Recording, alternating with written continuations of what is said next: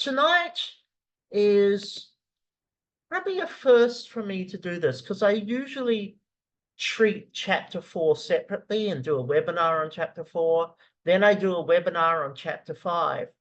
But the more I look at it, the more I want to see the relationship between the two.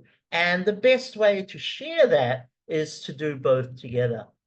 So let's take a look at the objectives. I want tonight to understand the distinct purposes and structures of chapter 4, which is data analysis, and chapter 5, your discussion conclusion, within that typical 5-chapter dissertation model. I want to identify some examiner expectations, and these are really for clarity, coherence, alignment with research questions, and depth of analysis that occurs in both of those chapters and ultimately gives you a thesis with meaning and a thesis or dissertation with impact. I want to differentiate between presenting data and interpreting findings and apply this understanding to avoid redundancy across chapters. Here to me is a massive problem because if you look at anybody's PhD dissertation, there is so much repeat and overlap between the different topics. There's always going to be that. But also, at the same time, we don't want so much repeat that it's like reading the same thing. So we do want to compartmentalize and build bridges between those different compartments with how we're actually writing things up. I want to develop a data to meaning flow using a framework such as the data to meaning map, and I'll explain that tonight, to connect the results with interpretation and implications. Now, this is both a preparation tool. It can help you as you're trying to think, how do I match things up and how do I put everything across? But it's also a visual tool that you can use to showcase relationships between your data and your analysis and put it in a visual format that is going to be very helpful. So I've got an example that I'll share later, but I'll talk about it a little bit more as we progress. I want to recognize some common pitfalls and structural weaknesses in writing chapters 4 and 5, maybe implement some strategies to improve to improve academic tone and cohesion. I'm going to talk a little bit about grammar tonight. I apologize because I hate grammar. Whilst I understand grammar, I do not enjoy trying to explain it to anybody. But at the same time, it's helpful to have a look at some of the basic practices that we need in terms of sentence structure and so forth, paragraph structure for our respective chapters.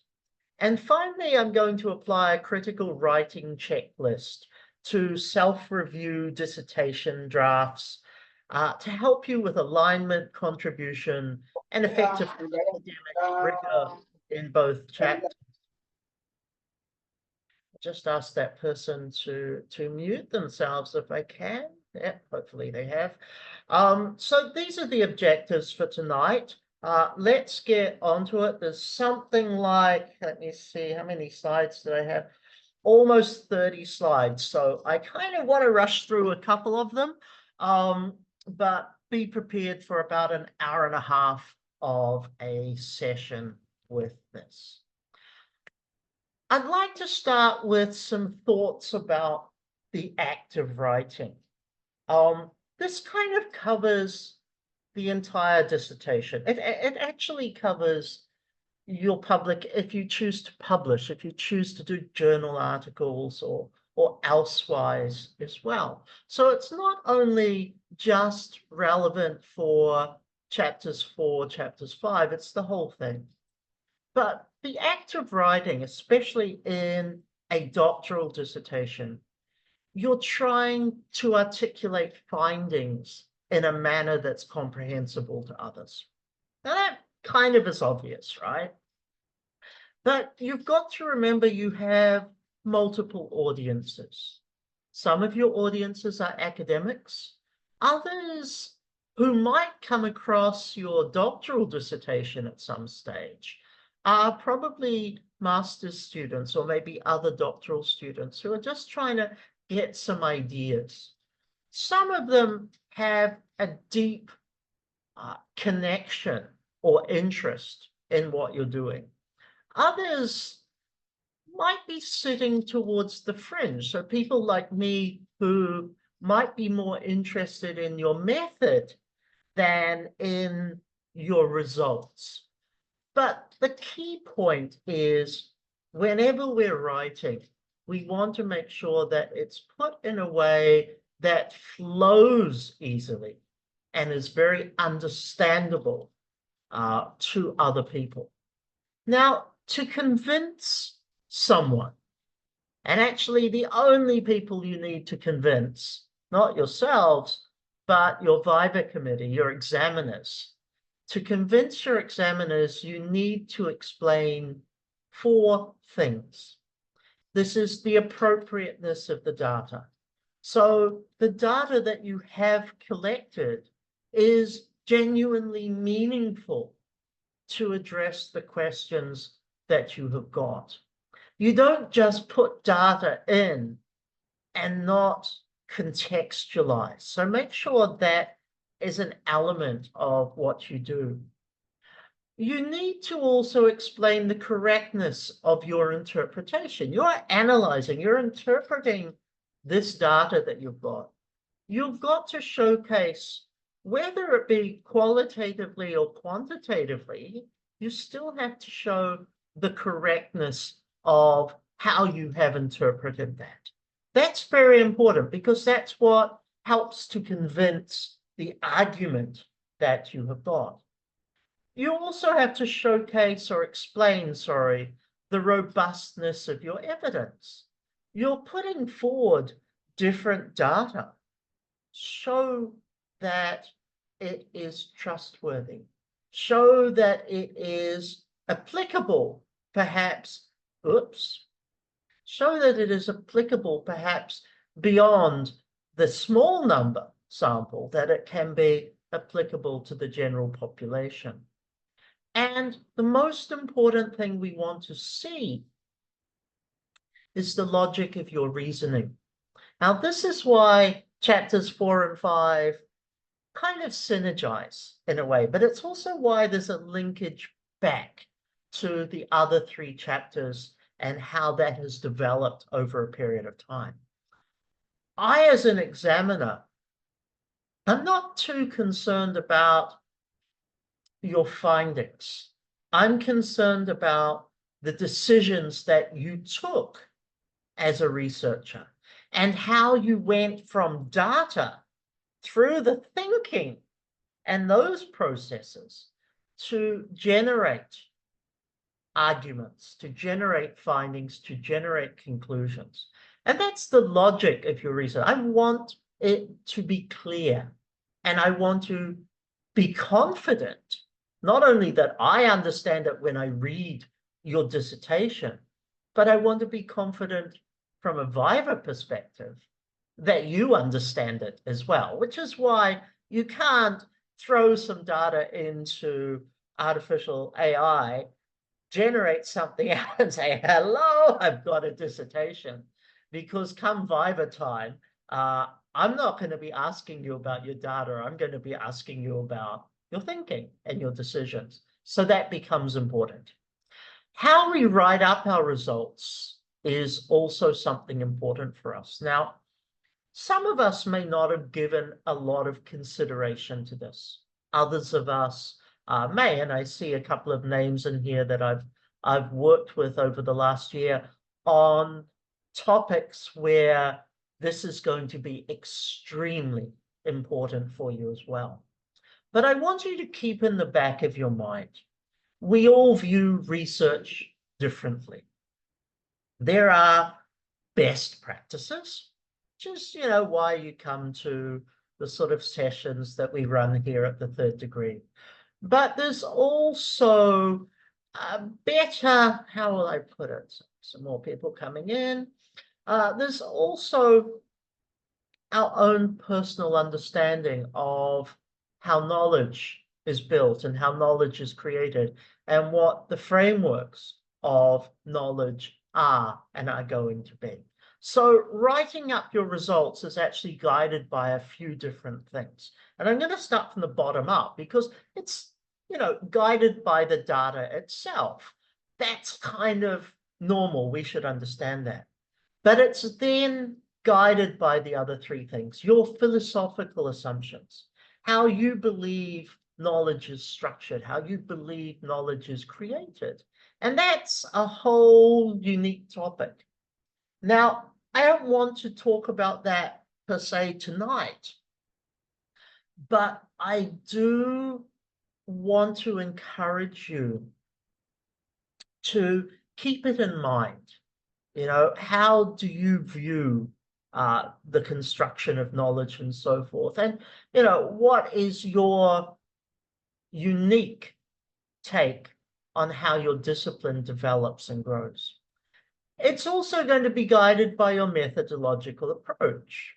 For example, if you're doing a relatively, this is not going to sound nice, if you're doing a relatively simple qualitative dissertation, which is you've gone out and you've interviewed 20 people, the approach is simple, which means the writing up of evidence and the grouping of this and the drawing or the extrapolation to draw conclusions is much easier than if you are doing a mixed methods or multi-method approach.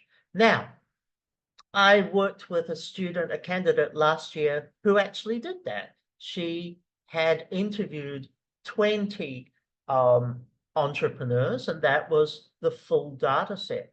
Very solid dissertation, very solid conclusions, no issue. So even though I say relatively simple, it's simple in design, not simple in execution. And the final one is you're going to be guided by political considerations. And that's about your own safety, I guess, in writing things up. It's who are the stakeholders that are influencing the truth that you are telling. Now, that one's sort of a very deep social science thought, but it does apply to some of us. And it's very important to consider that as part of what we're doing. Now, let's kind of move on more towards where we're heading. We have a common dissertation structure. I'm making the assumption of the 5-chapter, introduction, literature review, methodology, analysis, results, and conclusion together. This is the most common dissertation structure across the world, but it is not the only structure. So whatever, make sure you speak with your supervisor, your university, and get it to where you want it to be. Now, the predominant approach more recently has been to move things towards this. But if you're like me and you're doing research that doesn't actually fit into this style, that's okay. Still look at what tonight's conversation can bring and how that will fit into the model of presentation that you are uniquely using. Just to give an example, my mentor, who did his doctoral dissertation well before I was born, in fact, so probably before almost all of us were born, had 33 chapters in his PhD dissertation. It was over 1,000 pages. Fantastic read, but it also highlighted the fact that we don't all write the same way. So let's talk about what examiners want or examiners expect from chapters 4 and 5. And I'm going to keep this kind of simple in a way, because you are guided by your data. You are guided by the reading that you've done and how you're going to apply that. But what we expect is to see your voice as a scholar. So you shine through, not the literature, not the data, but your synthesis of ideas and your drawing of conclusions is what we want to be able to see. And also your decisions.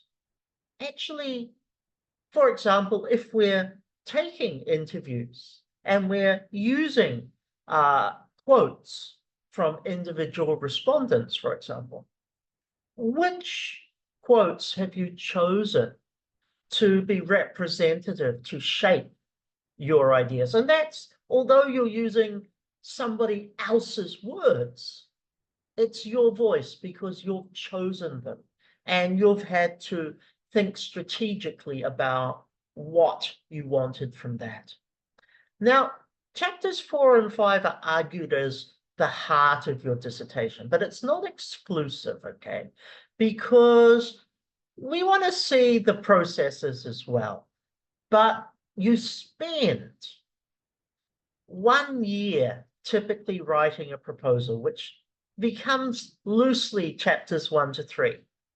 Then you spend 2 years on your data collection and your analysis and your write-up, which is chapters 4 and 5. They're kind of important. It's where data meets your analysis, and that's your voice as a scholar. The chapters have got to show to us that you've answered your research questions. Doesn't mean you got the answer you expected. You know, sometimes the answers may go off track. Sometimes the data leads us into a different perspective or a different area. But it shows that you've answered the research questions. It shows that you've demonstrated critical thinking.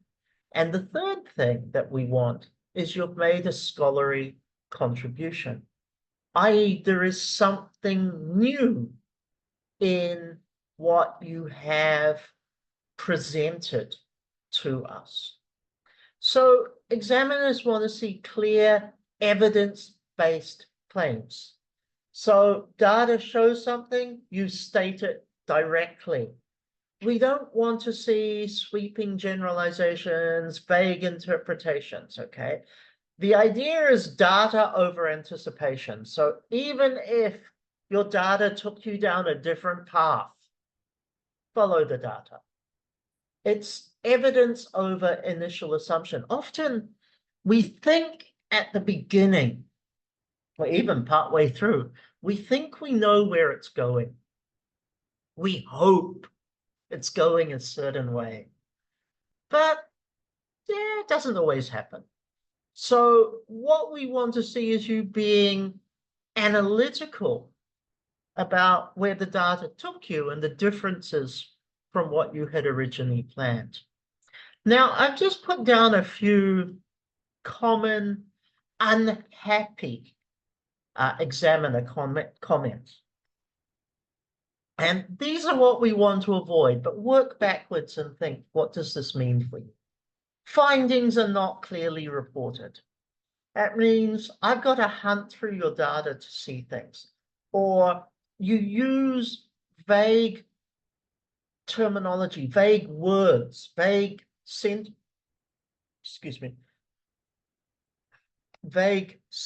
structures to present. That means I don't get your findings quickly, cleanly. No strong link between data and conclusions.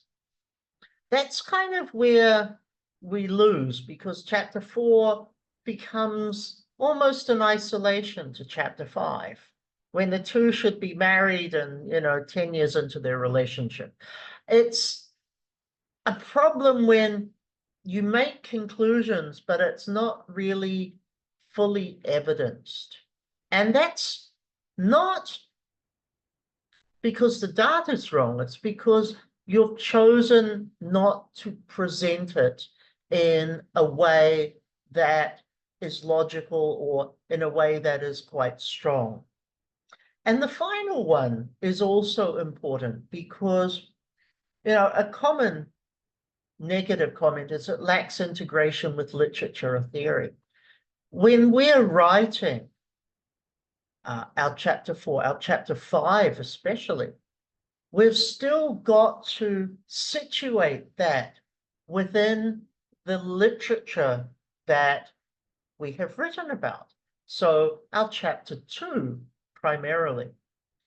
Usually when I talk about literature reviews, I always make the comment that a literature review is an ongoing process throughout the entire doctoral journey. It is, because even when you are coming to analyzing your data and talking it through, you've got to hark back. You've got to, look back towards what the literature and what the theory was and bring that in. So your chapter 2 now becomes embedded in a way into your thinking for chapters 4 and 5. So let's go on to just doing chapter 4. I'm going to do chapter 4, chapter 5, then I'm going to do the two together and the relationship. I'm going to make it quite easy. The purpose of chapter 4 is present your findings clearly, structured, systematic manner. It's to organize the data that you have around your research questions or themes. Now that brings us back to chapter 1. We want to see, for our simplicity as well as for your convenience, we want to see parallel structures. How you write out or how you, excuse me, construct your research objectives, your research questions, and so forth in chapter 1, and then as you progress, we want to see that sort of being paralleled in the additional chapters. That's important for us. You don't want to start a story and then turn the story around because you will confuse the reader. So it is very much a systematic presentation in that respect. What if we're qualitative or quantitative or both? And I thought I'll just cover that here. If I'm doing quantitative research, we want to present our results simply aligned with the hypotheses or the objectives we have. We want to use appropriate statistical summaries, visuals, significance indicators, other tools that quantitatively inspired researchers use. We also want to avoid interpreting the findings here. We present what the findings are. We don't say what they mean. We come back to that one, but we certainly don't want to say what they mean at this stage. If we're doing qualitative research, we then want to be able to organize this around the key themes or the categories that we've used. Maybe we've used a thematic approach, or maybe we've used a grounded theory analysis, but we want to present it again in that same structure. We then use our data extracts to strategically support these themes. So this is quotes, elements of an interview, words spoken or interactions that occurred in a focus group. We also want to have the potential, if we haven't done it in chapter 3, okay, but we also want to have the potential for you to explain how codes and themes were developed. So say, for example, we've interviewed 20 entrepreneurs. How have we gone through and developed our coding system? What practices did we use? How did we create or generate or respond to the themes that were evident in the data? How did we build something from that? Now, this is where there may be some difference. Some researchers will cover this in chapter 3. That's actually reasonable. Other researchers will say, I can cover this in chapter 4. That is also reasonable. Okay, so keep that in mind. If we're doing mixed methods or across methods, we might be doing, you know, multi-method, 3 different qualitative approaches. But it's actually looking at it in this way. We provide our subheadings for each theme for the results. We use tables, figures, etc. We refer to them. So that brings us, you know, the different data. We need to start with a short overview. What does each section contain? Now, I think it's next week I said I'm doing mixed methods and how to design it. How we design our mixed methods approach, the flow of how that is designed actually influences how we are going to write up our data analysis. Okay, so we have to keep in mind the design of the mixed methods approach and then replicate the, I guess, procedure, replicate the steps or the flow of how we obtained the data in that process in our chapter 4 as well. So that gives us that short overview, but it also means we're following through the steps. And we need to end each part, you know, each element of the method with a summary that transitions into our later interpretation. So how does one aspect of a mixed or multi-method approach actually contribute to our understanding? And we can put that in at that paragraph as we move forward. Excuse me. The best practical advice ever. I want you to think of chapter 4 as a courtroom. The role in chapter 4 is to lay out your evidence. You're not arguing the case. You're a lawyer. You're not arguing the case. You're just putting out all of the evidence that is there for you so that later you can actually make strong use of it. Now, here's some of the grammar stuff. You know, I did say I'd talk about this. We tend to use past tense to describe what we found. It's in the past.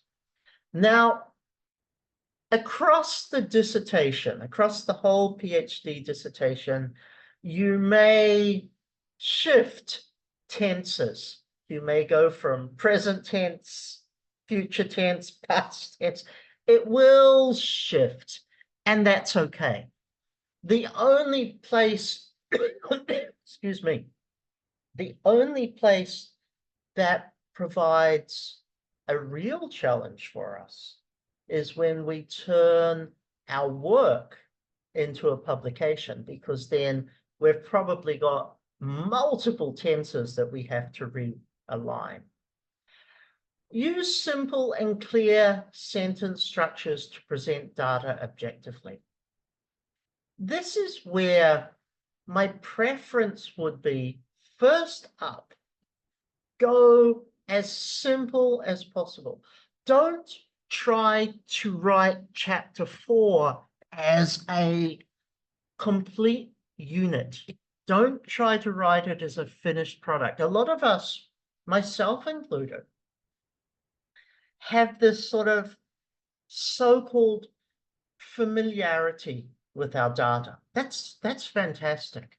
But actually, as you're writing it up, keep it very, very simple first.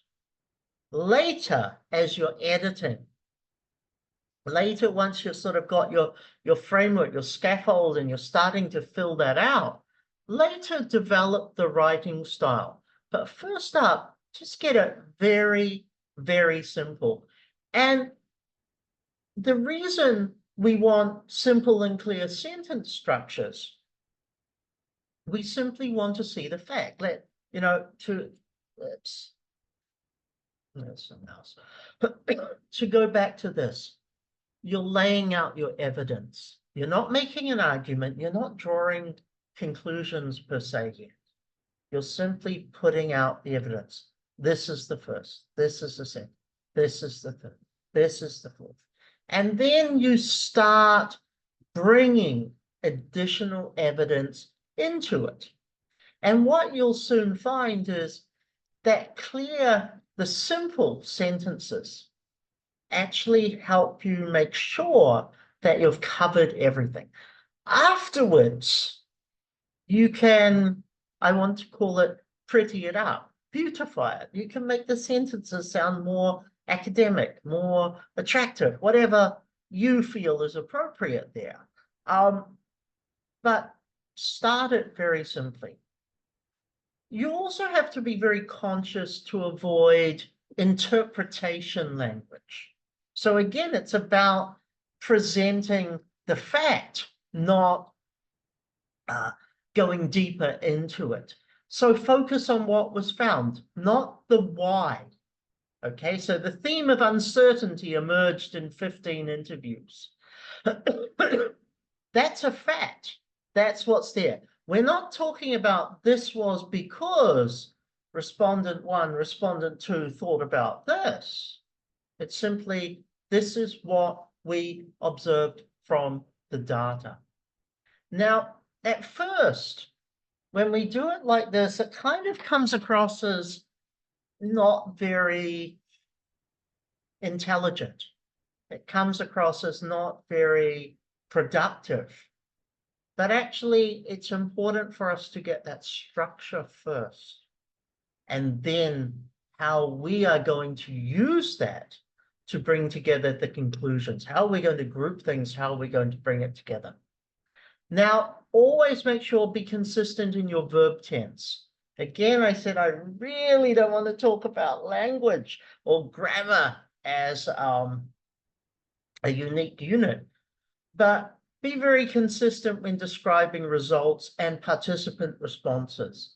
However, when you're quoting a respondent, RO being respondent, when you're quoting a respondent, you do that verbatim, regardless what tense they use.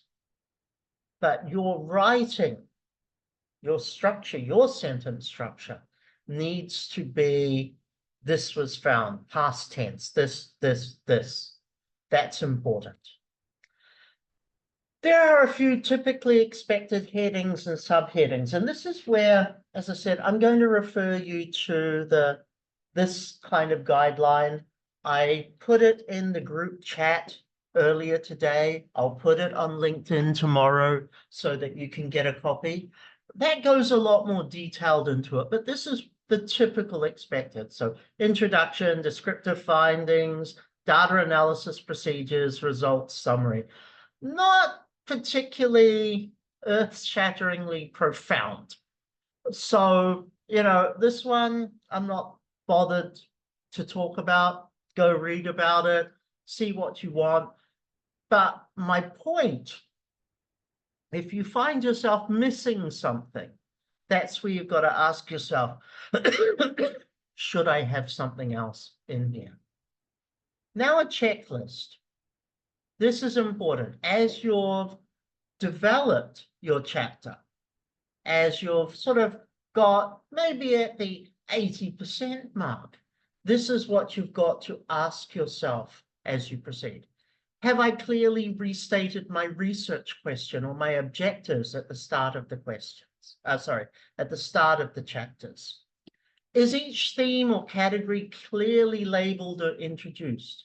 Have you actually gone and looked at all the themes that you've used and made sure it is distinct from the others?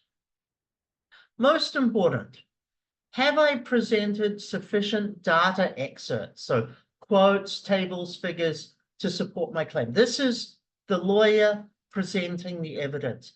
is there enough evidence in my written chapter to draw the conclusions?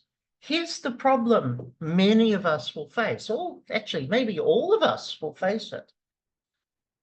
We're familiar with an entire collective of data. We've got, all of the insight to whatever data we collected. If it's only 20 interviews, which is a lot of work, we've got all of those conversations, all of the nuances from the conversations. We know in our head what is there, but have we evidenced, have we put into chapter 4 every piece that is going to be directly relevant to our conclusions? Because half the time we will think about it, we will draw conclusions, and then we'll go looking for examples to use as evidence, not full evidence, only partial. So have I presented enough to logically demonstrate how I drew my conclusions? Or have I just presented convenient because in my mind I remember the rest of the data that I've got and I've simply gone with that? Now, I'll be honest, that's a problem I have because I'm usually so familiar with my data, I forget that I need to communicate that to others first before I'm going to progress and draw conclusions from it. Is there a logical flow between sections and themes? Now, a logical flow can be where two things have a relationship, a logical, natural development towards it, but they can also be quite separate. It can be two unrelated things, but you've still got to then choose the right terminology, the right words to showcase that this theme has ended and you're moving into a separate, unrelated theme and you're presenting a different set of data. So signposting, excuse me, signposting to your reader how you're moving on, either as something that is relational or something that is unrelational, is going to be very important in the way in which you structure out and you write up your chapter 4. Key one, have I avoided interpretation or discussion beyond the scope of the data presentation? So at the end of the day, I want to focus only on that data. Again, if I've gone beyond the scope of the data that I've given, either I'm missing some data that I should put in there, or I've tried to answer something that wasn't actually part of my original remit. So be cautious about that. Be very critical for yourself to make sure that the approach is giving us, the reader, is giving us the information needed. Kind of obvious, but I want to restate it. Are the visuals, so the charts, the models, the quotes, clearly labeled, referenced in the text? It's, again, the editing will help you to take care of this, but we also kind of miss a few things out occasionally with it. I'm going to ask another question by that. And this is what I ask in the data visualization session that I run. Is your visual, whether that's a chart, a model, or even a quote, okay, is your visual essential to the development of your story, to the development of your narrative?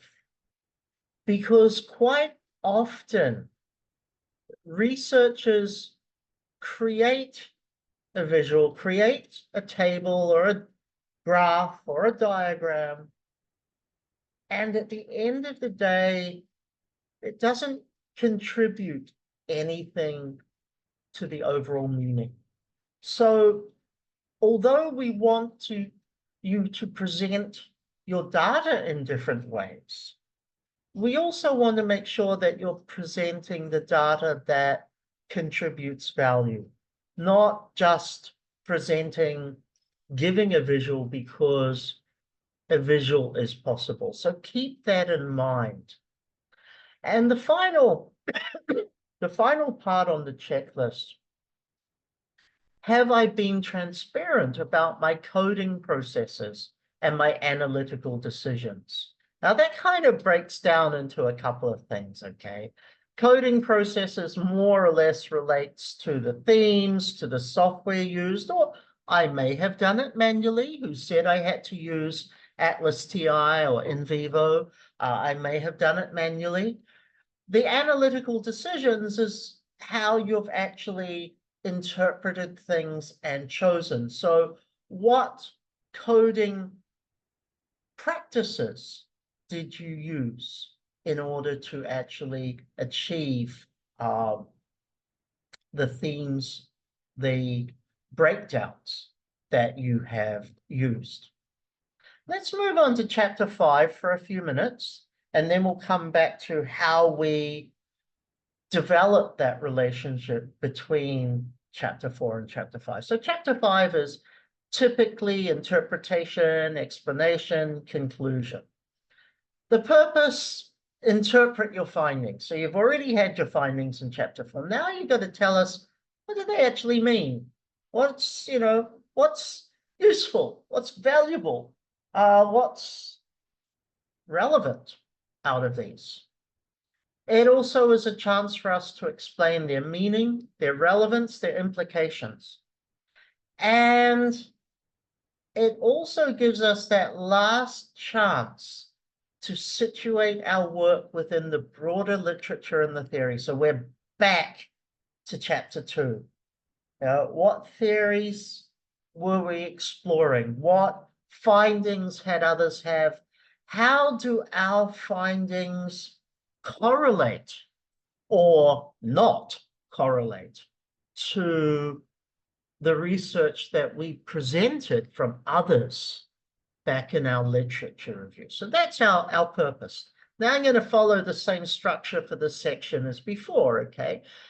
The typical structure that I want to see, or that I need to see, the typical, I guess, headings I want. Restate your research questions, summarize your key findings very briefly, then address each major finding in turn. What does this finding mean? How does it relate to the previous studies? Does it supersede it? Does it agree? Does it contrast? Does it confirm or challenge existing theory? You have the opportunity to discuss your limitations. Maybe your limitations are methodological. I realized that doing a mono method study of 20 entrepreneurs really did need me to actually have a different approach to also get data. Maybe I needed to do something quantitative. Maybe I needed to do a follow-up with employees of the 20 entrepreneurs. And the easiest way to do the follow-up was to do a survey or questionnaire. Maybe there was contextual limitations. So someone asked me a question the other day, and I think it's very valuable. I went, this is this person's question, may or may not be here tonight, actually. I went to conduct interviews at 5 sites. I traveled many hours from the city that I live in. How do I express that the geographical challenges, the cost challenges are actually a limitation of my research. That's contextual. Oh, it's an example of contextual. You know, we try our best, but if we're not funded, for example, we can't do at scale. Maybe geography limits our opportunity to do quality interviews, but we can do interviews over Zoom. This is our chance to really say what didn't quite make it perfect for us, because that's the future, and that's where the recommendations come in.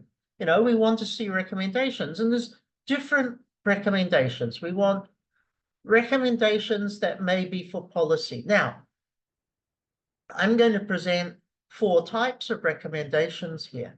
Each are valid. Some of you may have all 4. Yeah, congratulations. You just, you know, won the jackpot. Some of you may only have 1 or 2.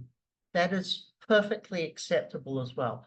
Not every research has policy implications. Not every research has practice implications. Some of us don't create brand new theories that are going to revolutionize our discipline. No problem.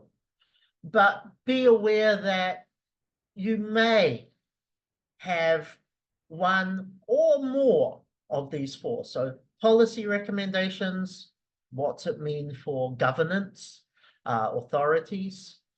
Practice, what does it mean at the grassroots? Maybe it's organizational. What does it mean in an organization? What does it mean for a community, a particular community, geographical or community of like-minded individuals? What does it mean from a theory perspective? Has theory evolved? If I think to one of my former staff who defended her doctorate a few years ago, I went to the defense, and one of the questions was for her is she had used a theory that had dated back to 1980. And she was asked to defend this. And her defense was really good, because at first I thought, oh, shit, this is going to be a hard question for you. Let me, let me listen, let me see. And she answered it beautifully, because there hadn't been an update of that theory. Everybody had continued to use it as the base reasoning for their research. And what she did is she said, I wanted to modernize it. I think the theory is great. It's missing a few components. Let's add to it. And she did. And she defended the question beautifully. But the recommendation was, look, the theory doesn't apply.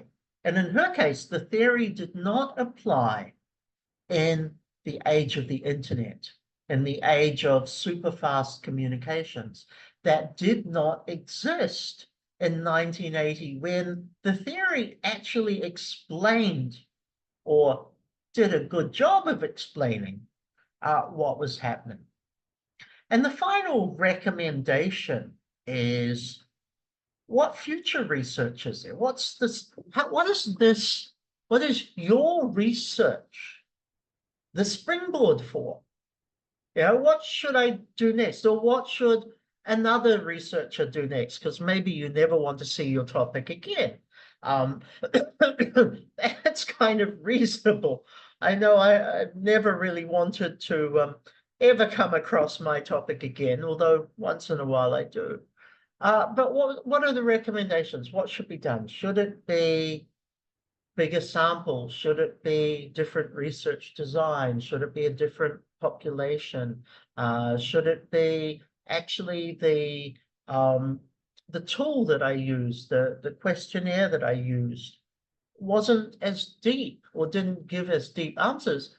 I would develop a much more comprehensive tool, though I might challenge you and say you should have done it the first time.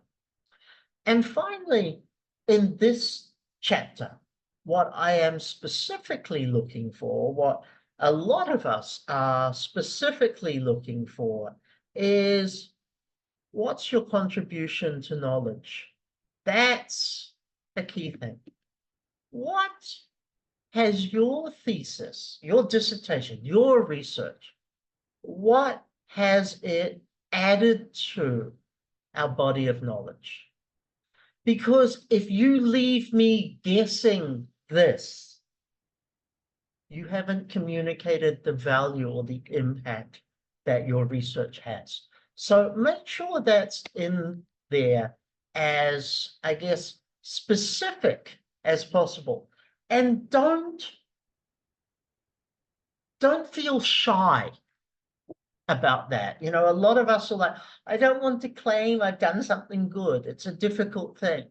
Don't be shy about it. You can always edit it down with your supervisor afterwards with some input and feedback. But take the glory, I suppose, in that context. The key examiner's expectation from chapter 5, scholarly, academic, critical, and reflective tone. Okay, this is a chance for you to analyze, but also reflect. It's what happened, what might have happened differently. Now, that's a hard one to do, but you've got to put on those different hats as you finish off this particular chapter. I put it here, it's your chance to demonstrate maturity as a researcher. Now, I've kind of put that in really nice words. I usually use the terminology, look,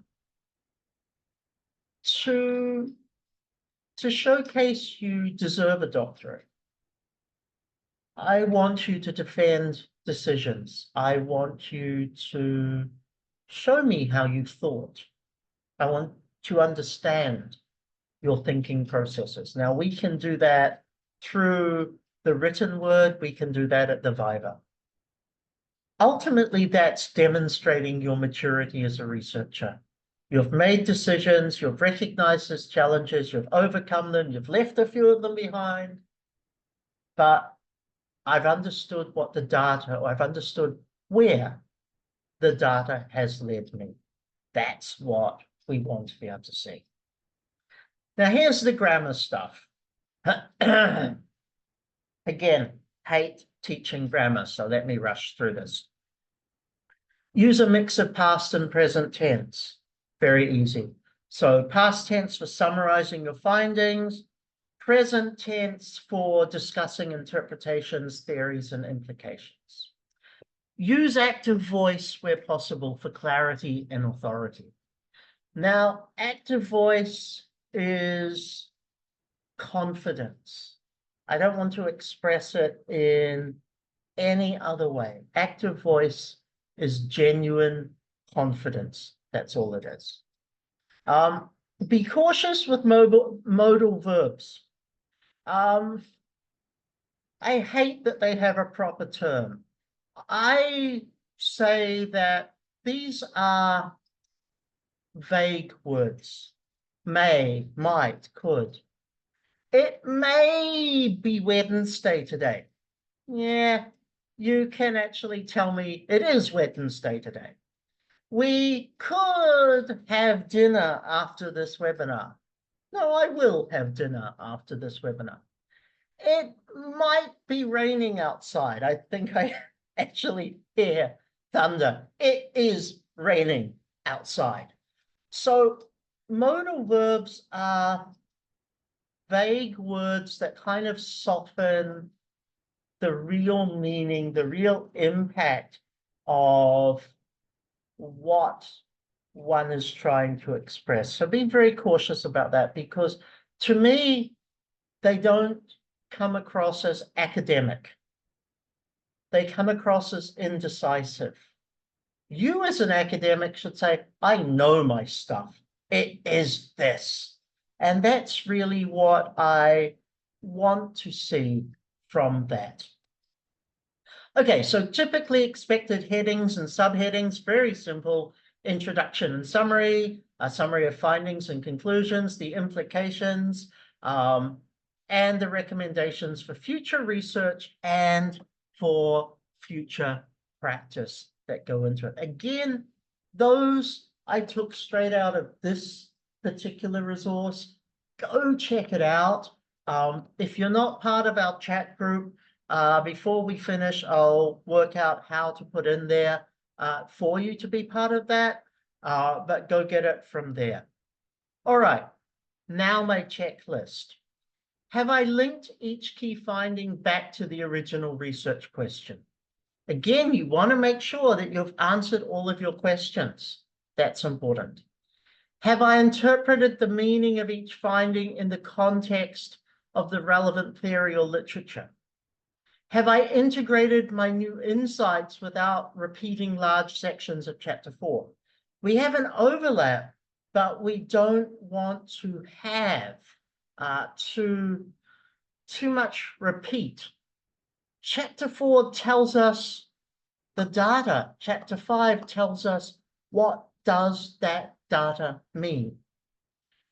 Are the implications that I suggested, that I put forward, are the implications logically drawn from the findings?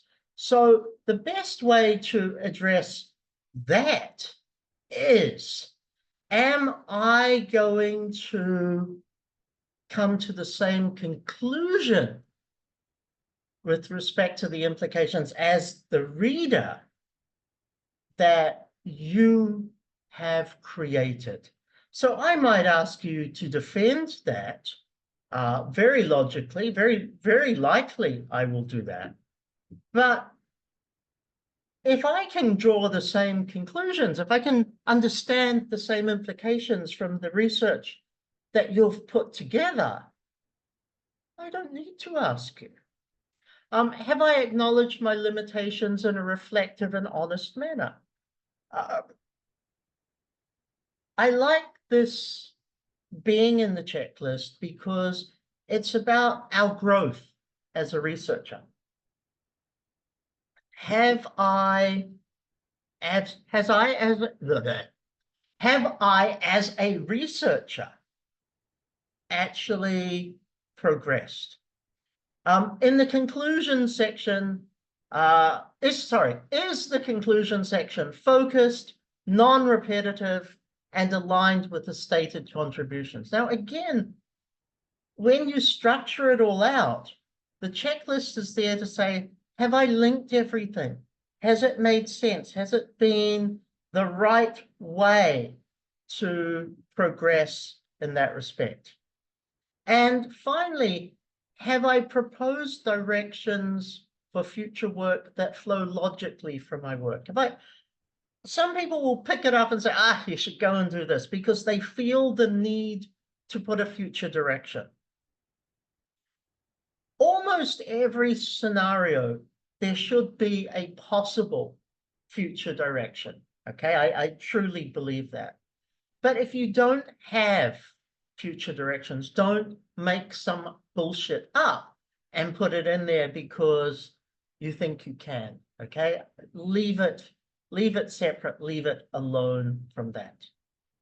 Now, I want to move into the overlap zone, so weaving chapters 4 and 5 together.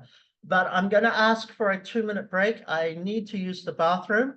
So give me 2 minutes. I'll be back, and then we'll look at how these two come together. So don't run away too far.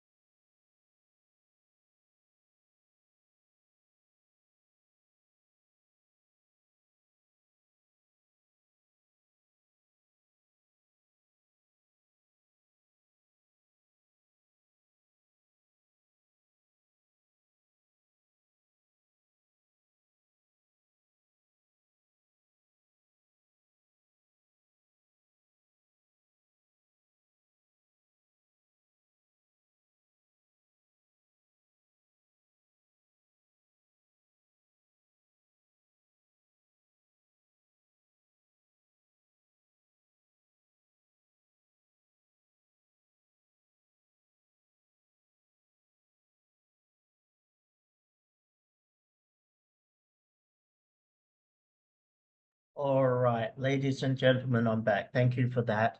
Um, very cold night here.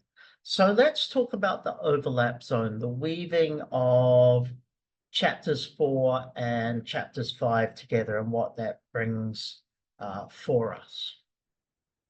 Oops. It's the mouse. Why does it even matter? Candidates often report data and then jump too quickly to broad conclusions in chapter 5. And that kind of takes away a little bit the genuine impact that your research has. The overlap between 4 and 5 is about the transition from data to meaning, or effectively from description to explanation. How do we go from one to the other? How do we transition into it? And that's the most important. We know that we've got our data. How do we showcase a smooth ride to actually give it that meaning? And here's some strategies that I want to talk about as possible ways to do this. We can start with the idea of creating interpretive bridges. So use end of section summaries in chapter 5 that hint as interpretation, end of section summaries in chapter 5 that, hint as to what's coming next. Now, this is something that in a way I hate, because we often find certain sentences, certain short paragraphs that connect one chapter to another, and you see a sort of repeatage between them. And if you do grab this off our social media and you do take a look at that particular document, and it is still a very good document, you'll see there is a lot of overlap. But these interpretive bridges help keep us on track. They also help us see where we're going, and they help remind us where we have come from. That's important. Start chapter 5 by directly referencing findings with clear statements. So the emergence of a particular theme in participant narratives indicates. So you're actually getting directly into what there is. You're getting straight into it, and you're not being soft about that particular process or that particular excuse me, linkage that is there. A thematic or conceptual linking. So tie as a different strategy, okay? Tie each major finding directly to the literature or theory. Now, this can be as simple as some of the phrases that I put here. Consistent with the work of Smith from 2023. Contrary to the dominant narrative. This supports the conceptual model. Actually, all we're doing is we're tying it back to something that we've said previously, but we're adding value to the experience or to what we're getting from that. We can use a very bland approach, which is returning to the research questions. This is kind of a bit more perfunctory, a bit more structured, sort of, I don't know, it's not necessarily my favorite, but it works. And it's just explicitly show how each research question was answered. Connect back to your aims and objectives. Just pop them down, get them out, and then go through it. There's nothing wrong with that. In fact, it's very functional. It's easy for the reader, which is always going to be an advantage for you. But it's also not the most sophisticated way that things can evolve. A visual mapping tool, and this is the data to meaning that I mentioned earlier, and I'm going to show you on the next slide an example of this. But a visual mapping tool helps us kind of connect our research question with our finding, with our interpretation, and with our implication for it. And rather than do the integrated writing tips, let's come back. This is a data to meaning table. It's a very simple one, okay? I'm not, going to put together a major one. But what you'll see is a very quick visual way of showcasing where we started, chapter 1, our key findings, chapter 4, and our interpretation, our meaning, our implication, chapter 5. And we kind of bring together the threads. We also set parameters around each of those, which is very, very important for us. So, how do doctoral candidates, this is a fantastic one for us, how do doctoral candidates experience supervisor feedback? Feedback was often described as inconsistent, delayed, or lacking clarity. That was the key finding, chapter 4. The variability in feedback indicates a lack of standard mentorship practices. So not everybody said the same thing. Some people were happy with the feedback, some were not.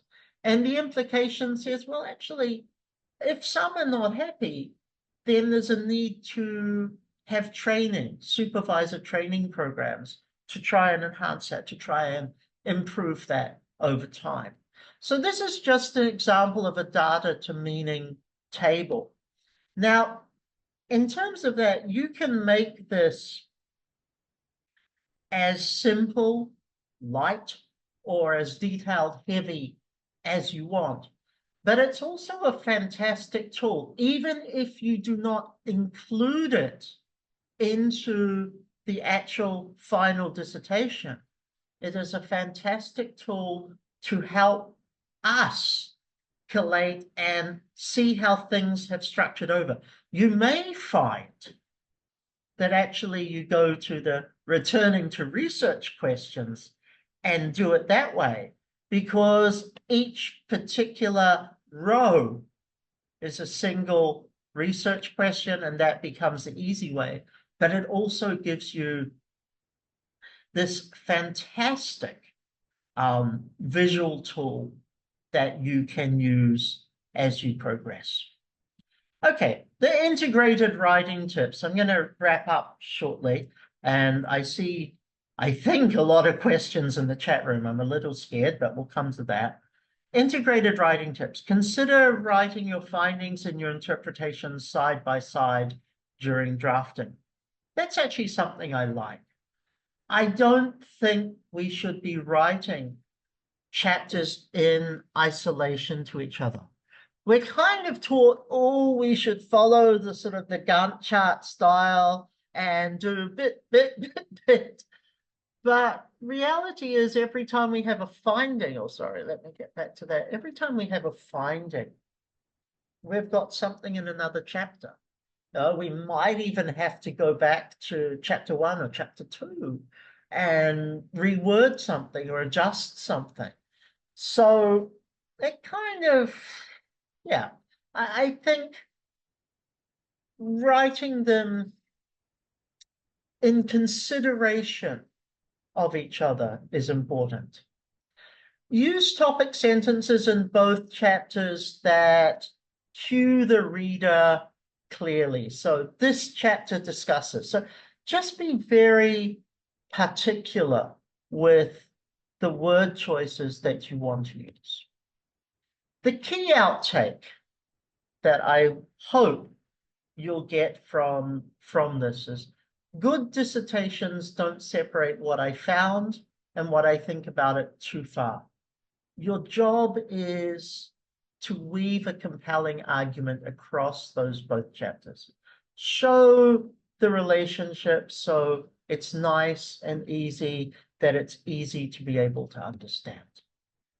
And just before I wrap up, I'm going to give a wrap up of sorts, and then we'll go into the Q&A session for those of us who have stayed the whole time, and those of us who are just arriving right now. Chapter 4 is about data and clarity. Chapter 5 is about meaning and contribution. That's what we're looking at. What we expect as examiners: a coherence, a depth of analysis, a contribution to knowledge. Give us those three. You know, we want to see that it logically flows from one part to another. We want to understand what that is. We want to see a depth of analysis. We don't want something that's superficial. We want to know that you've really thought about it. Maybe you've run the numbers if you're quantitative. Maybe you've had those probing questions when you're qualitative. But we want to be able to see that there is depth there. We want to know that you went beyond the superficial. And most importantly, what we want to see is you have made a contribution. That's the most important thing. Otherwise, let's be honest, we shouldn't be doing a PhD if we're not making a contribution. But stake claim to what that contribution is. That one I consider extremely important. You know, don't be shy talking about that. So